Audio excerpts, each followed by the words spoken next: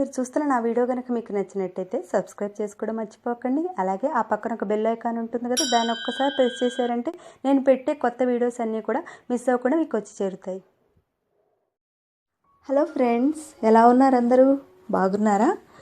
ఈరోజు మనం సుబ్రహ్మణ్య షష్ఠి పూజా విధానాన్ని ఏ విధంగా చేసుకోవాలనేది తెలుసుకుందాం.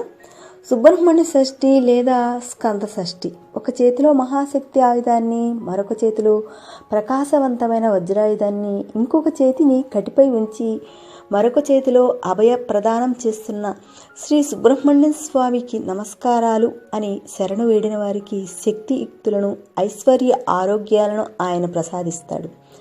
షష్ఠి నాడు సుబ్రహ్మణ్య స్వామిని పూజించడం తప్పనిసరి. ఎవరికైతే నాగదోషాలు ఉంటాయో అలాంటి వారు, అలాగే సంతానలేమితో బాధపడుతున్నవారు, ఇంకా జ్ఞాన వృద్ధికి, కుజదోష నివారణకు సుబ్రహ్మణ్య స్వామి ఆరాధనే తరుణోపాయం. స్కంద పంచమి షష్ఠి రోజులలో శ్రీ వల్లీ దేవసేన సుబ్రహ్మణ్య స్వామిని భక్తి శ్రద్ధలతో ఆరాధిస్తే సకల సంపదలు, సుఖవంతమైన జీవితం చేకూరుతాయని స్కాంద పురాణం చెబుతుంది. అయితే ఆ రోజు సుబ్రహ్మణ్య స్వామిని ఏ విధంగా పూజించాలి, ఆ పూజా విధానాన్ని ఇప్పుడు మనము తెలుసుకుందాం. ముందుగా ఆ రోజు ఉదయాన్నే లేచి శుచిగా స్నానం చేసి మంచి వస్త్రాలను ధరించాలి.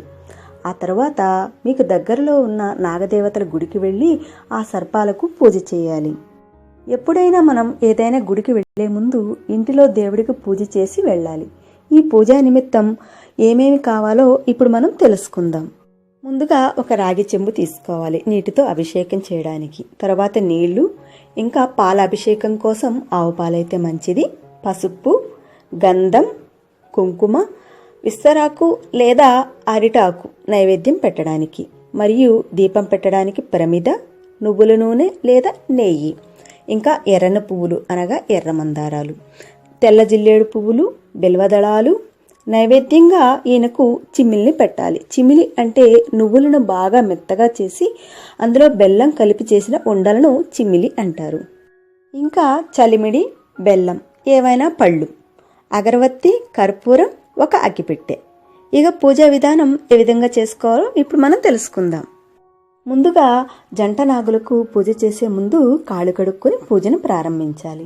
మొదట నీటితో అభిషేకం చేసి అక్కడంతా శుభ్రం చేసిన తర్వాత పేరు, గోత్రం చెప్పుకుంటూ స్వామికి పాలతో అభిషేకం చేయాలి. పాలతో అభిషేకం చేసిన తర్వాత మళ్ళీ నీటితో స్వామివారిని శుభ్రంగా కడిగి స్నానం సమర్పయామి అని చెప్పుకోవాలి. ఇప్పుడు చక్కగా పసుపులో నీటిని కలిపి ముద్దలా చేసుకొని పసుపు రాయాలి. తర్వాత గంధం బొట్లు పెట్టాలి. ఆయనకు పసుపు, గంధం అంటే చాలా ప్రీతి. తర్వాత కుంకుమను అలంకరించాలి. తర్వాత వారి ముందు విస్తర వేసి 6 ఒత్తులను కలిపి ఒక ఒత్తిగా చేసి దీపాన్ని వెలిగించాలి. తరువాత ధూపాన్ని చూపించాలి. ఇప్పుడు నైవేద్యాలను పెట్టాలి. వీలును బట్టి చిమ్మిలి, చలిమిడి, బెల్లం, పళ్ళు సమర్పించాలి. ఆ తరువాత పుష్పాలతో అలంకరణ చేయాలి.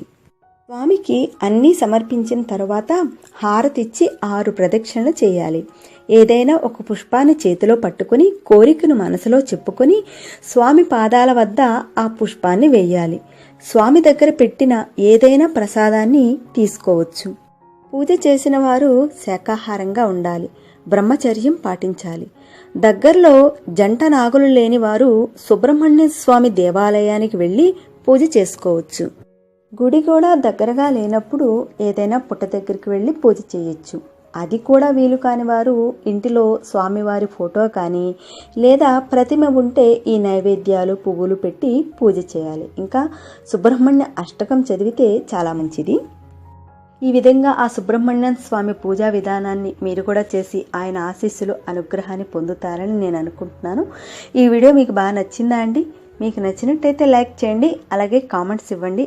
ఇంకా ఈ వీడియోని 10 మందికి షేర్ చేయండి. అలా చేసినట్టయితే అందరికీ కూడా యూజ్ అవుతుంది కదా. మరొక కొత్త వీడియోతో మళ్ళీ మిమ్మల్ని కలుస్తాను.